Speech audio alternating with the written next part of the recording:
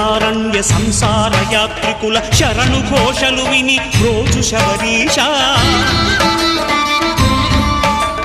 పాపాలు దోషాలు ప్రక్షాళనము చేయు పంపా నదీ తీర ఎరుమే నివాస